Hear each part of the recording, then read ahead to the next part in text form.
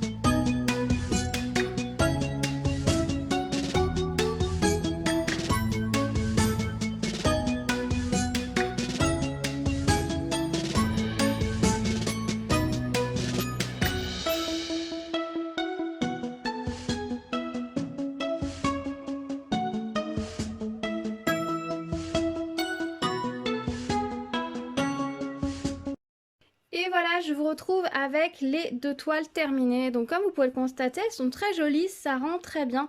C'est vraiment très agréable à faire, je me suis éclatée.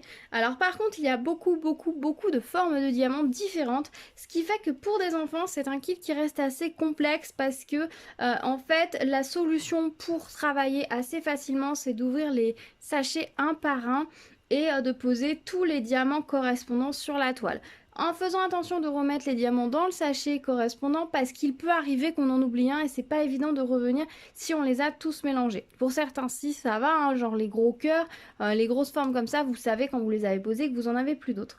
Mais dans les petits, c'est pas toujours évident. Au niveau de l'impression de la toile, pour les petits diamants, c'est pas toujours évident. Il y a des endroits où il manquait le chiffre parce qu'en fait, au niveau du référencement des diamants, on va avoir des lettres et on va avoir des chiffres.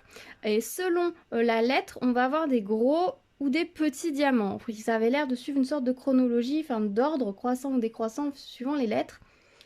Ou les tailles ou les chiffres, je sais plus. Enfin, il y a une certaine logique au niveau des diamants dans une même couleur. Mais encore faut-il... Ah oui, c'était ça, c'était les lettres pour une couleur et les chiffres pour la taille, il me semble. J'ai un doute. Si vous faites ces kits, vous verrez très bien de quoi je parle. Et du coup, il y a des moments, on a la lettre, mais on n'a pas le chiffre, ou alors on n'a rien du tout. Il y en a un ou deux diamants, il n'y avait rien du tout d'indiqué dans le petit cercle.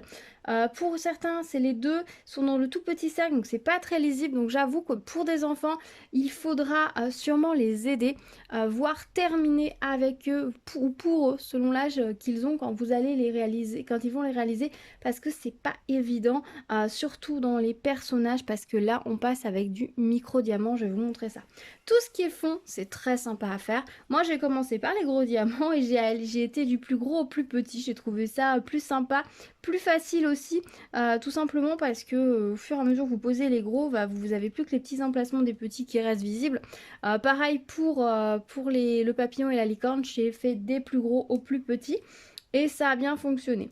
Au niveau des diamants, j'en ai eu assez dans les deux kits, sauf pour la licorne, comme vous pouvez le constater ici, il me manquait un diamant de cette taille-là, donc comme ceci. Donc j'en ai mis un plus petit parce que malheureusement je n'en avais pas en rab. Donc j'ai mis celui-ci, comme il est dessous, le fait qu'on voit le petit tour blanc, c'est pas très gênant. J'aurais pu éventuellement colorier le fond sous le diamant, peut-être que je le ferai. J'ai un petit feutre Sharpie rose, je pourrais éventuellement colorer autour et puis ça passera très bien, mais vu qu'il est centré et qu'il est tout seul dessous, pour moi ça choque pas, ça passe, mais c'est un petit peu dommage, surtout quand c'est un gros diamant comme ça qui est manquant, et ben je trouve ça toujours dommage. Au niveau du papillon, on va le regarder de plus près. Voilà ce que ça donne. Alors comme vous pouvez le constater, au niveau du visage, on a des micro-diamants.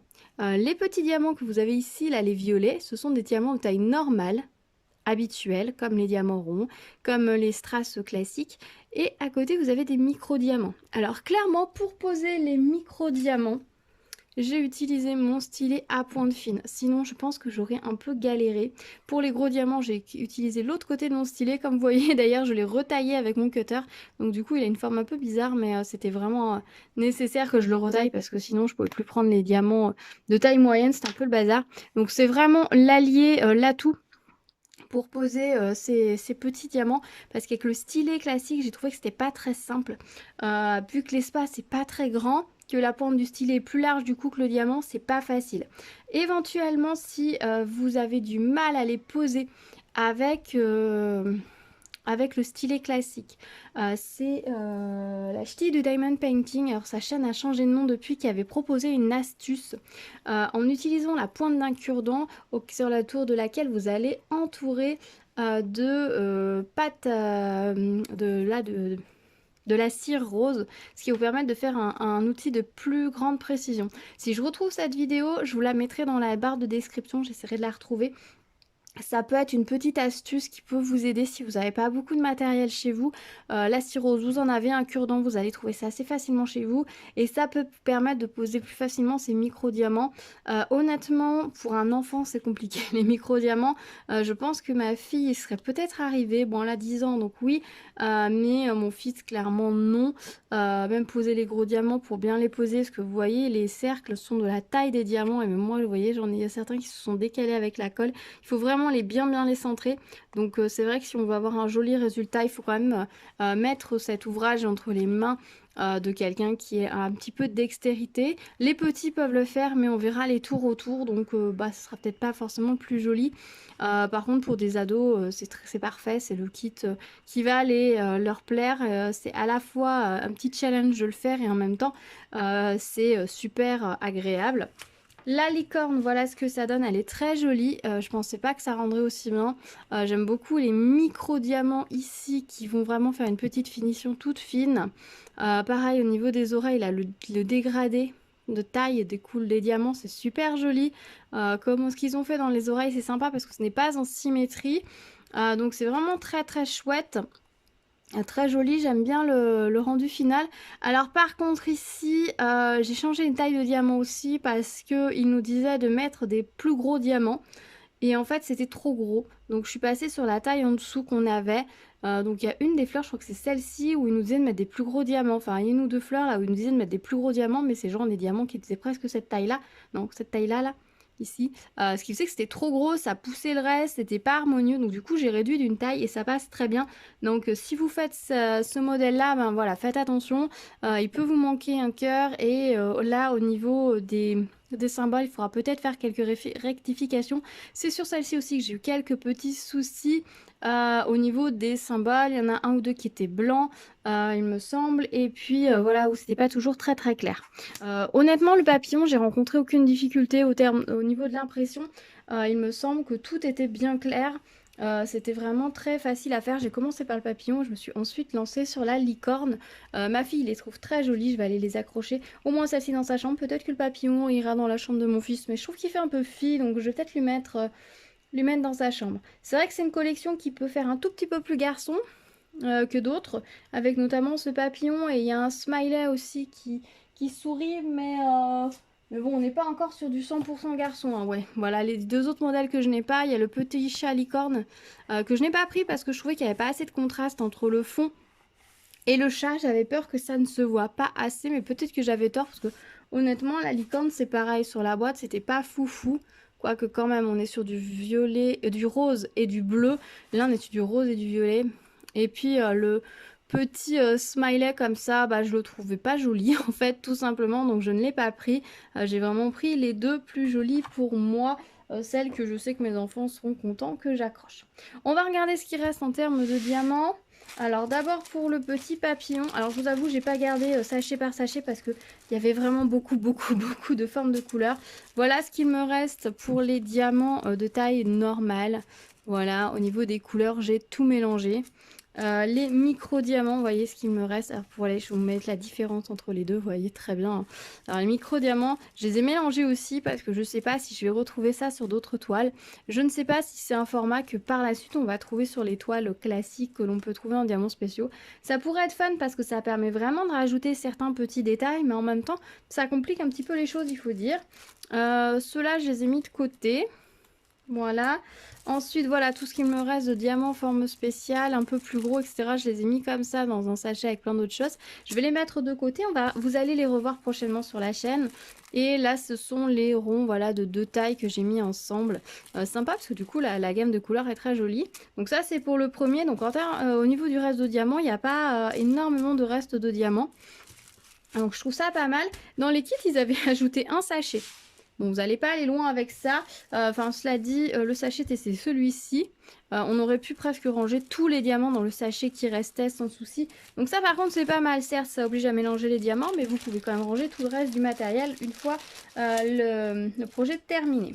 Donc sur celui-ci, sur la licorne, les micro-diamants, voilà ce qu'il me reste. Donc on est sur des couleurs vraiment différentes, ça n'a rien à voir. C'est assez complémentaire dans un sens. Ensuite, voilà ce qu'il me reste pour les diamants spéciaux. La taille des ronds au-dessus. La taille encore au-dessus. Il me reste peut-être plus de diamants pour la licorne que pour l'autre. Taille encore au-dessus. Les petites gouttes, je sais pas pourquoi je les ai mis à part. Peut-être qu'il y en avait pas mal. Et puis les plus gros diamants, voilà ce qu'il me reste. Voilà, je vous remets, ouais. En fait, sur la licorne, il me reste plus de diamants, je crois, que sur le... Non, c'est kiff en fait. C'est simplement, ils sont plus, il y en a, je me reste plus ici. Et là, si j'ai séparé en taille, peut-être, quoique. Non, il me reste plus de diamants sur la licorne quand même. Mais j'ai l'impression que sur la licorne, j'en avais moins à poser au final que sur celui-ci. Je sais pas pourquoi, c'est l'impression que j'ai eue qu'il y avait plus de diamants sur le papillon. Honnêtement, laquelle toile je préfère des deux, je sais pas. J'aime mieux le papillon dans le sens où les couleurs contrastent mieux. On voit beaucoup plus le papillon sur son fond, ben, ça se démarque plus. Il y a une belle unité de couleurs sur le papillon. Avec, bah, il y a du jaune, il y a du vert et du violet.